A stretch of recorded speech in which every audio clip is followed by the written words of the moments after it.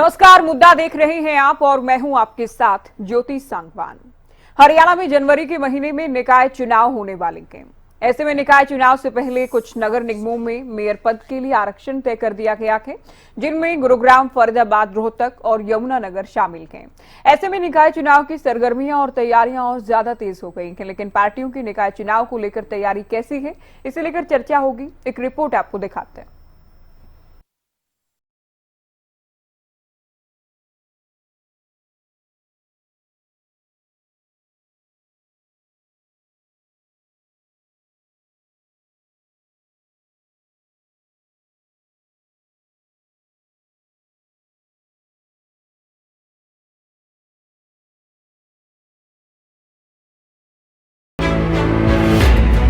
हरियाणा में 2025 में पार्टियों के लिए पहले ही महीने में निकाय चुनाव की बड़ी चुनौती है। जनवरी महीने के अंत तक हरियाणा में निकाय चुनाव हो सकते हैं। ऐसे में निकाय चुनाव को लेकर पार्टियों ने अपनी कमर कस ली है। वहीं हरियाणा में निकाय चुनाव से पहले मेयर पद के लिए नगर निगमों में रिजर्वेशन भी तय कर दिया गया है। इसमें रोहतक को एससी और यमुनानगर को एससी महिला कैटेगरी के लिए रिजर्व किया गया है। वहीं गुरुग्राम नगर निगम का मेयर पद BCA वर्ग के लिए रिजर्व किया गया है और फरीदाबाद निगम सामान्य वर्ग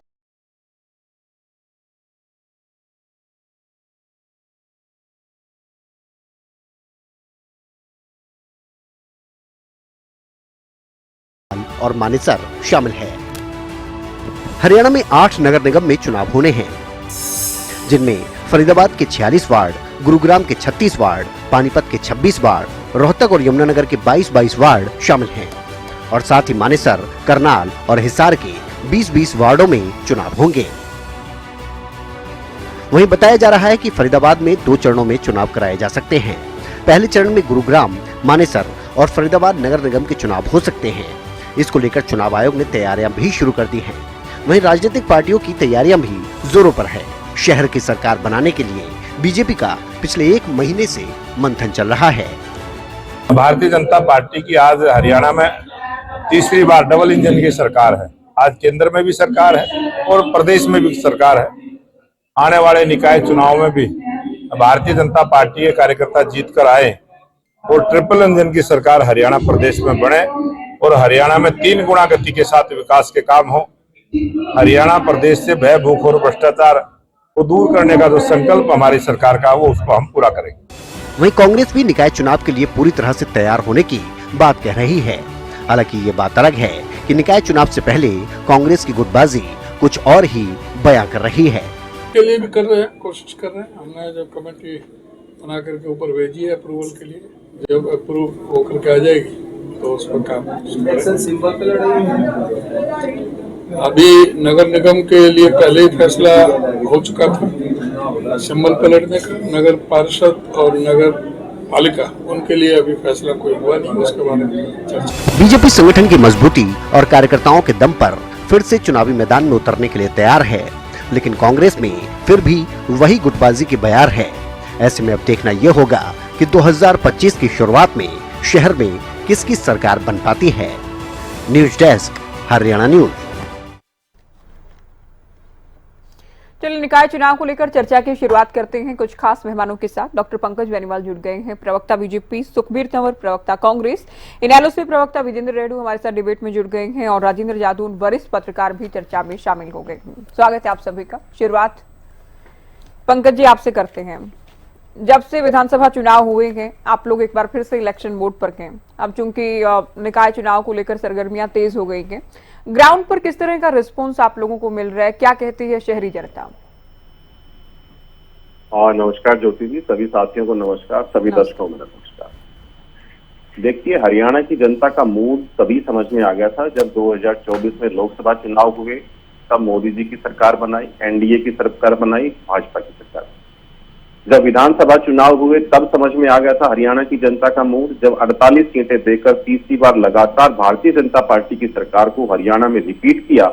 ये हरियाणा की जनता का ही मूड है जो बार बार भारतीय जनता पार्टी के साथ है और भारतीय जनता पार्टी को, नायब सिंह सैनी जी को आशीर्वाद देता जा रहा है। ये नायब सिंह सैनी जी की नीतियों की जीत है, मनोहर लाल जी की नीतियों की जीत है और नरेंद्र मोदी जी की नीतियों की जीत है।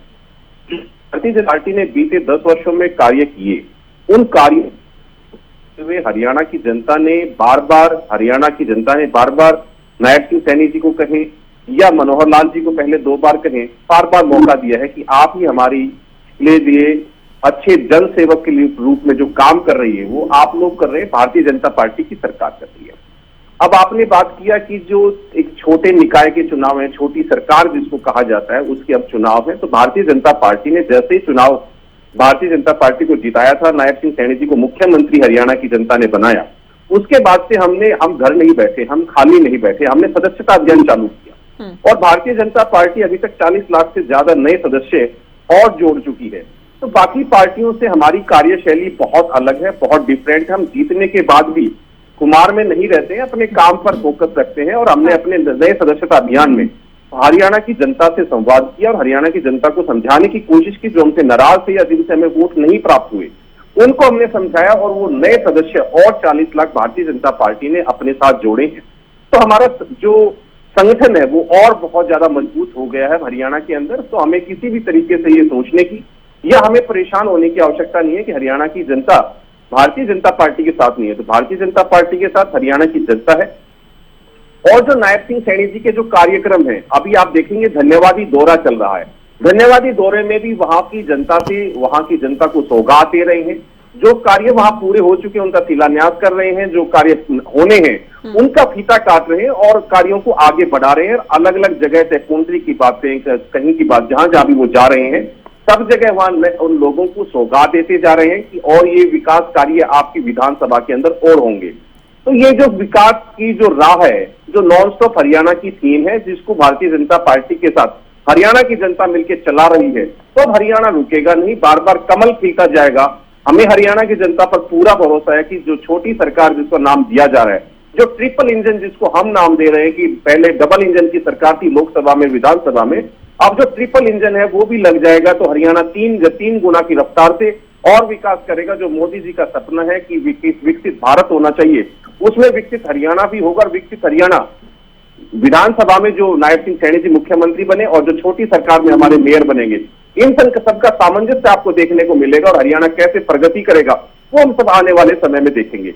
जो जितनी भी चीजें हैं, जो जिन चीजों पर काम होने चाहिए, उन सारी चीजों पर आज भारतीय जनता पार्टी लगातार काम कर रही है। कुछ साथियों ने विधानसभा चुनाव के दौरान भी, विपक्ष के साथियों ने अलग अलग तरह के आरोप लगाए थे। हमने उन आरोपों को धराशायी करते हुए उन सारी चीजों पर पहले भी काम करते थे और अब हमने और ज्यादा अग्रेसिव तरीके से उन सब चीजों पर काम किया है। चाहे वो प्रॉपर्टी आईडी की बात करें, क्योंकि मुझे पता है कि आने वाले पूरी डिबेट में बार बार प्रॉपर्टी आईडी का जिक्र होगा, इसलिए मैं पहले ही अपने उसमें कर देता हूं कि हमने सारे समाधान शिविर लगा दिए हैं। अब कहीं भी प्रॉपर्टी आईडी को लेकर के या किसी भी जो चीजें थी उनको लेकर के अब वो समस्याएं नहीं है जो हरियाणा की जनता के सामने पहले आ रही थी। ये पहली बार है जब प्रॉपर्टी आईडी हरियाणा के अंदर आई थी और हरियाणा को मॉडल बनाया गया कि एक ऐसी चीज भी हो सकती है कि क्लिक करने से ही पता चल जाए कि ये प्रॉपर्टी किसके नाम है, किसकी कितनी प्रॉपर्टी है, ये किसी के गलत आदमी के नाम तो नहीं है, जो कि पहले खसरा वसरा पता नहीं क्या क्या चेक करना पड़ता था, जब जाके पता चलता था। आज अपनी प्रॉपर्टी आईडी डालें, क्लिक करें, आपको पता चल जाता है ये मेरी प्रॉपर्टी है, पूरा ब्यौरा आपके सामने आ जाता है। तो ये भारतीय जनता पार्टी की सरकार है जो आज एक बटन पर ही आज सारी चीजें करने को तैयार है। आज कांग्रेस को लाइनों में नहीं लगना पड़ता। ठीक है सुखबीर तंवर जी, ट्रिपल इंजन की सरकार बनाने का दावा के बीजेपी का, आपकी पार्टी में क्या कोई हलचल, कोई तैयारी निकाय चुनाव को लेकर, कोई प्लानिंग की आप लोगों ने?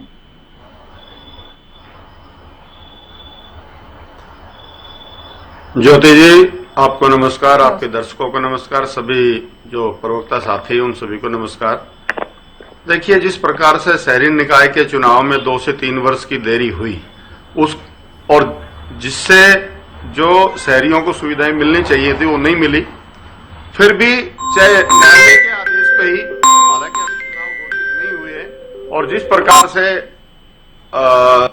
अभी घोषणा का इंतजार है, हम उसका स्वागत करते हैं। इसके अलावा जिस प्रकार से गुड़गांव सहित अनेक नगर निगमों, नगर परिषदों और नगर पालिकाओं में जो अनुसूचित जाति वर्ग को आरक्षण प्राप्त था इससे पहले के चुनाव में, जिस प्रकार से वार्डों में, और उसमें जो मनमाने ढंग से कटौती की गई है, गुड़गांव उसका प्रत्यक्ष उदाहरण है। क्या कमाल की बात है, पहले वार्ड थे गुड़गांव में 35 और उसमें आरक्षित वार्ड थे 6 और अब वार्ड है 36, अब आरक्षित वार्ड है 3।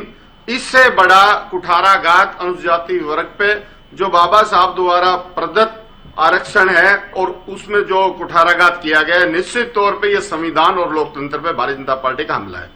इसके अलावा जो अभी सेकी बिगाड़ रहे थे भारतीय जनता पार्टी के प्रवक्ता, तो मैं ये तो ड्रॉ निकाला गया ना सुखबीर जी, विभाग ने ड्रॉ निकाला है। मतलब 8.5% का, देखिए मैं क्या कह रहा हूं, क्या आपको पता नहीं है कि पहले 35 में से 6, अब इनके जिसकी लाठी उसकी भैंस, इस बात का कोई मतलब है?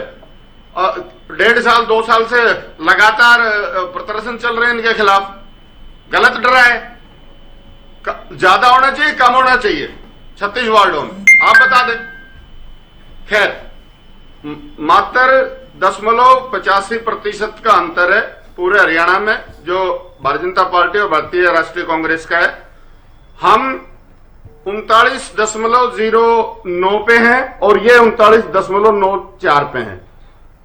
और इसके अलावा जिस प्रकार से लोकसभा के चुनाव में जो 10 में से 5 सीटें जीते थे वो भी सबके सामने है। और इसके अलावा जिस प्रकार से निरंतर ढिंढोरा पीटा जा रहा था सदस्य अभियान का 50 लाख निरंतर तारीखें बढ़ रही हैं। वो अभी भी जैसा कि बेनीवाल साहब ने कहा कि अभी हमारे 40 लाख हुए हैं, तो ये सिर्फ धूल झोंकने की बात है। इसके अलावा इन्होंने एक बात और कही कि हम नए 50 लाख, अरे भैया हरियाणा प्रदेश के मुख्यमंत्री पहले सदस्य बने थे, वही लोग रिपीट हो रहे हैं और इतने ढोल पीटने के बावजूद भी क्या हाल है वो सबको पता है। इसके अलावा कल एक और बहुत रोचक बात है ज्योति जी, सुशासन दिवस मनाया गया। हम स्वागत करते हैं प्रधानमंत्री भारत रत्न अटल बिहारी वाजपेयी जी का के जन्म दिवस पे सुशासन दिवस मनाया जाता है, लेकिन जिस प्रकार से भारतीय जनता पार्टी के विधायक सतपाल झांबा ने कैथल में भारतीय जनता पार्टी के कुशासन की पोल खोलते हुए जिस तरह से अपनी बात रखी, निश्चित तौर पे जिस तरह से अपराध को भारतीय जनता पार्टी के द्वारा संरक्षित किया जा रहा है वो किसी से छिपा नहीं है। आज जिस प्रकार से शहरियों को अनेक प्रकार से लूटा जा रहा है, जिस प्रकार से अपराधियों का बोलबाला है, हर शहर में जिस प्रकार से फिरौतियों का नंगा नाच जारी है, निश्चित तौर पर हरियाणा प्रदेश के शहरी भारतीय जनता पार्टी को करारा जवाब ही आने वाले निकाय चुनाव में देंगे। नहीं ठीक है, इनके 50 लाख हुए नहीं हुए, 40 लाख हुए, लेकिन आपकी पार्टी की जो स्थिति है वो सवाल मैंने पूछा था क्योंकि इन्होंने बताया इसलिए इंचार्ज की लिस्ट आती है, उस पर ब्रेक लगा देते हैं, प्रभारी ब्रेक लगा देते हैं अध्यक्ष। तो क्या इसी तरह की तैयारी के साथ चुनावी मैदान में उतरेंगे? देखिए निश्चित तौर पर ये खामियाजा तो आप लोग ऑलरेडी झेल चुके हैं विधानसभा में। ये भारतीय राष्ट्रीय कांग्रेस का नहीं, देखिए मैं आपकी बात मान रहा हूं, उसका हमें खामियाजा उठाना पड़ा, लेकिन ये भारतीय राष्ट्रीय कांग्रेस का आंतरिक मसला है। और निश्चित तौर पे जिस तरह से बयान आए हैं, आपको आने वाले हफ्ते 10 दिन के अंदर पूरा का पूरा जो हमारा संगठन है वो सब हो जाएगा, उसमें कोई ऐसा विषय नहीं है। और हमारे यहाँ आंतरिक लोकतंत्र जिस प्रकार से पार्टी में जिंदा है और किसी पार्टी में आंतरिक लोकतंत्र नहीं है। नहीं तंवर जी, ये लिस्ट आ गई थी, और वही आंतरिक क्या है इसमें, लिस्ट आ गई थी जिला इंचार्ज की, उसके बाद लिस्ट को होल्ड किया गया। आंतरिक क्या बचा इसमें? आप लोगों के प्रभारी भी आंतरिक है, इनके इनके जो कार्यकर्ता है वो भी आंतरिक मसला नहीं इनका। चलिए मैं इनेलो को चर्चा में शामिल कर रही हूँ। रेड्डी साहब, आप लोगों का क्या रुख रहने वाला है चुनाव को लेकर? जी ज्योति जी, इंडियन नेशनल लोकदल पार्टी सारे के सारे जो 34 निकाय के चुनाव होने जा रहे हैं वो चुनाव लड़ेंगे, बड़ी मजबूती के साथ लड़ेंगे। और हमारे जो मेयर के चुनाव होंगे वो चुनाव हम सिंबल पर लड़ने का काम करेंगे। बाकी चुनाव में मर्जी होगी कैंडिडेट की, जो जैसे चाहेगा वो लड़ लेगा। ऐसा मेरा मानना है कि इसके ऊपर जल्द ही फैसला आ जाएगा, लेकिन मेरा मानना है कि पीछे की तरह से इस बार भी ऐसे ही किया जा सकता है कि हम चुनाव इस प्रकार से सिंबल पर लड़ने। ये नेशनल लोकदल पार्टी हरियाणा प्रदेश की अपर लेवल की अनुशासित पार्टी है। इस पार्टी में किसी प्रकार का कोई मनमुटाव नहीं होता है, और यदि कोई पार्टी विरोधी गतिविधि में शामिल होता है तो उसके ऊपर कठोर एक्शन लेने में भी पार्टी हिचकती नहीं है। वैसे इस तरह की कोई नौबत अभी नहीं आई है और ना ही काफी पिछले समय से भी आई है। तो बड़ी ही अनुशासन के रूप में हम इस चुनाव में उतरेंगे। लेकिन ज्योति जी, जिस प्रकार से सरकार चुनाव से डरी हुई है और आज जो चुनाव हो रहे हैं वो हाई कोर्ट के प्रेशर के कारण चुनाव करवाए जा रहे हैं। अन्यथा ये पार्टी नहीं चाहती थी, सरकार नहीं चाहती थी कि चुनाव करवाए जाए। जिस प्रकार से फरीदाबाद का फरवरी 2022 से ड्यू है, इसी प्रकार से गुरुग्राम का नवंबर 2022 से ड्यू चुनाव था। 2 साल से भी ज्यादा का वक्त हो चुका है, इनको ऐसे ही लटका करके रखा हुआ था। करनाल, पानीपत, हिसार, रोहतक, यमुनानगर, ये जनवरी 24 से इनका चुनाव ड्यू था, इनमें भी नहीं। अच्छा, क्या वजह क्या मान रहे हैं आपकी? बीजेपी या सत्तासीन पार्टी नहीं चाहती होगी कि निगम चुनाव हो, निकाय चुनाव हो, क्या कारण है? हाँ, यही तो कारण था कि 2024 के जो विधानसभा के चुनाव थे उससे पहले जो प्रदेश में भारतीय जनता पार्टी की सरकार के हालात इतने पतले हो चुके थे, इनको डर था, इनको भय था कि शहर तुम्हारे हाथ से पूर्ण रूप से निकल जाएंगे। इसलिए ये चुनाव नहीं करवा रहे थे, क्योंकि उस 2019 से 2024 के पीरियड में जो सरकार की नीतियां रही, जो सरकार की कार्य प्रणाली रही, उससे जनता पूर्ण रूप से खा पाती। चाहे किसान वर्ग हो, चाहे व्यापारी वर्ग हो, चाहे देहाती वर्ग हो, चाहे शहरी वर्ग हो, हर वर्ग को इन्होंने परेशानी। कहीं न कहीं इस बात का डर था कि यदि ऐसे वक्त में निकाय चुनाव करवाए लिए जाते हैं तो सरकार को हाथ कुछ लगना नहीं था। इस डर में इन्होंने चुनाव को 2-2.5 साल तक डिले करने का काम किया और अब भी डिले कर रहे थे। अब भी इनकी सोच यही थी कि कुछ है डिले और ये नई सरकार आई है, कुछ अपनी पैंट जमाने का काम करे और कुछ पुरानी गलतियों को सुधार करके फिर चुनाव करवाना चाह रही थी। लेकिन धन्यवाद करना चाहेंगे हाई कोर्ट का, उन्होंने आदेशित करके इनको चुनाव करवाने के लिए मजबूर किया है। तो इसलिए सरकार तो इस भय में है और प्रेशर से चुनाव करा रही है। फिर भी इसके अलावा जैसे नई सरकार बनी, अभी भी इन्होंने शहरों में कलेक्टर रेट इतने हाई बढ़ाने का काम, महंगाई की मार वैसे मारी जा रही है जनता को, इतनी महंगाई हो चुकी है और ऊपर से शहरी प्रॉपर्टी के ऊपर इतना ज्यादा कलेक्टर हाई रेट को बढ़ाया गया है। इसी प्रकार से अनापना प्रॉपर्टी टैक्स, और जैसे पंकज जी कह रहे थे इनको प्रॉपर्टी आईडी का मुद्दा फिर उठेगा और वो तो मुद्दा उठेगा ही उठेगा, क्योंकि कोई प्रॉपर्टी किसी के नाम की किसी के चढ़ा दी की, किसी के नाम किसी चढ़ा दी, उसको ठीक करवाने के लिए जा रहे हैं तो प्रदेश की जनता को धक्के खाने पड़ रहे हैं और उससे वो बहुत तंग है। इसके अलावा इसके अलावा जो और अन्य एमिनिटीज है, जन सुविधाएं, उसमें देख लीजिए सीवर की जगह सीवरेज नहीं है, पीने का पानी समय पर उपलब्ध नहीं होता है, शहर की सड़कें गांव के गलियों से भी ज्यादा बदतर इनका हाल बना रखा है इन्होंने। और पहले जो है ना सीसी की गलियां बना करती सड़कें बनती थी शहरों में, आज वो सड़कों को ब्लॉक बिछा करके इस गांव की गलियों से भी बदतर बनाने का काम किया। खामियां बहुत सारी है, इसलिए ये चुनाव नहीं करवाना चाह रहे थे और हाई कोर्ट के दबाव के आगे इनको झुकना पड़ा है, झुकना पड़ेगा भी, और इसलिए चुनाव करवा जाए। निश्चित तौर पर मुझे नहीं लगता कि शहरी क्षेत्र जो है भारतीय जनता पार्टी यदि अपने सिंबल पर चुनाव लड़ती है तो इनको वेट नहीं मिलने वाला है। मुझे नहीं लगता कि ये चुनाव में कहीं कोई सफलता हासिल करेंगे। लेकिन हम देखिए, मैं ये नहीं कहता कि हम कहाँ जीतेंगे कहाँ हारेंगे, लेकिन ये जरूर है कि हम अपनी मजबूती के साथ चुनाव मैदान में उतरेंगे और चुनाव लड़ने का काम करेंगे। जादौन साहब, अभी क्योंकि चुनाव हुए, बीजेपी ने लगातार एक रिकॉर्ड बीजेपी ने बनाया कि तीसरी बार जीत का, तो क्या निकाय चुनाव में फायदा बीजेपी को मिलने वाला है, निगम में फायदा बीजेपी को मिलेगा इसका?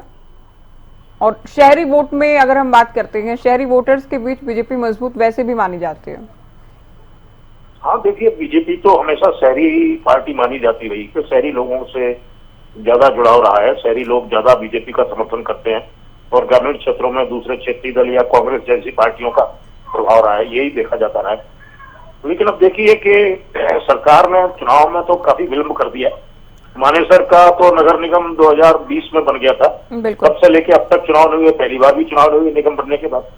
अभी तो मानेसर के जो क्राइटेरिया है आबादी का, उसको लेकर ही विवाद खड़ा हो गया कि एक निगम के क्षेत्र में कम से कम 3 लाख की आबादी होनी चाहिए और वहाँ 1,60,000 और समथिंग कुछ है आबादी। तो वो जो मानक है उसके आधी आबादी है मानेसर में। उसकी शिकायत भी की गई है गवर्नर को, मुख्यमंत्री को और दूसरे मंत्रियों को। तो देखते हैं कि उसको लेकर क्या उसका भविष्य तय होता है और किस तरह से फैसला होता है उस पर। अब ये हाईकोर्ट के आदेश पर चुनाव हो रहे हैं। सरकार पता नहीं कुछ समस्याएं भी थी शहरी, जैसे प्रॉपर्टी आईडी का भी मुद्दा बड़ा था, कई वो उसमें उनकी प्रॉपर्टी आईडी से संबंधित समस्याओं के निवारण के लिए कैंप लगाए जा रहे हैं, डीसी ऑफिसेज में कैंप लग रहे हैं, वो समाधान किया जा रहा है। विधानसभा चुनाव से पहले भी लगाए गए, उसके बाद भी अभी चल रहे हैं। तो देखते मुझे लगता है कि सरकार को हिचक जो थी कि ऐसी कुछ समस्याओं को लेकर ही थी कि वो उसने चुनाव पेंडिंग कर दिए और काफी टालती रही सरकार, और फिर उनके वार्डबंदी वगैरह और ये इसको लेकर भी कि इसमें बड़ा प्रोसेस में है वार्डबंदी, इस वजह से भी चुनाव का फैसला भी नहीं हो पा रहा, लगातार ये कहा जाता रहा। जबकि संविधान में प्रावधान 6 महीने का ही है कि 6 महीने के अंदर अंदर चुनाव होने चाहिए। तो काफी जो है अब सरकार, सवाल ये है कि अगर सरकार ने इतना वायलेशन किया है और चुनाव टाले हैं तो निश्चित ही कुछ ना कुछ पार्टी ने कुछ मजबूरियां महसूस की है, कुछ कमियां महसूस की हैं, इसीलिए विलंब हुआ है। अब देखते हैं, चलिए इन्होंने विधानसभा चुनाव में अच्छा प्रदर्शन किया और तीसरे कार्यकाल के लिए अपनी सरकार बना ली, लोकसभा चुनाव में भी ठीक ठाक रहा के पास लगभग आधी सीटें लोकसभा की हासिल कर ली। तो अब देखते हैं कि क्या इनका प्रदर्शन रहता है, किस तरह से प्रत्याशियों का चयन होता है, क्या मुद्दे लेकर आते हैं, तब तक क्या चुनाव डिक्लेयर होने से पहले पहले क्या काम करवा सकती है सरकार, ये भी है। अभी तो चुनाव की अधिसूचना वगैरह, तो जो कोड ऑफ कंडक्ट है उसका तो अभी कोई सवाल ही नहीं है, मैदान खुला है। सरकार हो सकता है कि कुछ काम करवाए कुछ मतदाताओं को रिझाने के लिए। बाकी तो यह है कि उनके अपोनेंट जो है इतने मजबूत स्थिति में नहीं है, तो भारतीय जनता पार्टी का कुछ हौसला बढ़ा हुआ इसलिए भी हो सकता है, क्योंकि अब वो ये है, कांग्रेस पहले तो कह देती थी हमारा संगठन नहीं है, जिला प्रभारी है, अब तो ये है कि जिला प्रभारी भी नहीं रहे। किस तरह की खींचतान प्रभारी और प्रदेश अध्यक्ष में छिड़ी हुई है कि वो जो है उन्होंने प्रदेश अध्यक्ष की सूची को भी स्थगित कर दिया। तो अब ये लगातार कहा जाता रहा है कि संगठन विधानसभा चुनाव से पहले आ जाएगा, पहले कहा जाता था लोकसभा चुनाव से पहले आ जाएगा, लेकिन नहीं आ पाया। फिर ये भी कहा जाता था कि हमारे जिला प्रभारी है, हमारी प्रदेश कार्यकारिणी में जो प्रदेश प्रतिनिधि हैं वो काम करेंगे, लेकिन अब जिला प्रभारी नहीं रहे तो काम कौन करेगा। सवाल यह है कि किसी को आप अधिकृत करेंगे तब वो जिम्मेदारी महसूस करेगा। तो संगठन के लेवल पर कांग्रेस की जो कमजोरी है उसका फायदा भारतीय जनता पार्टी उठाएगी, मतदाताओं को रिझाने, मतदाताओं को बूथ तक ले जाने, उनको प्रेरित करने का काम जो है वो ज्यादा मजबूती के साथ कर सकेंगे। तो मुझे लगता है कि इनका फिर भी एक बार अपर हैंड लोकसभा जो निकाय चुनाव है उसमें भारतीय जनता पार्टी का अपर हैंड रह सकता है, वो जो है तीसरे इंजन का जो है क्रिएशन करने में सफल हो सकती है। बेनीवाल जी, अनुसूचित जाति को लेकर देश में पहले ही सियासत गर्म में, आप जानते हैं अमित शाह के खिलाफ कांग्रेस, पूरे देश में कांग्रेस के अलग अलग मोर्चे धरना प्रदर्शन कर रहे हैं।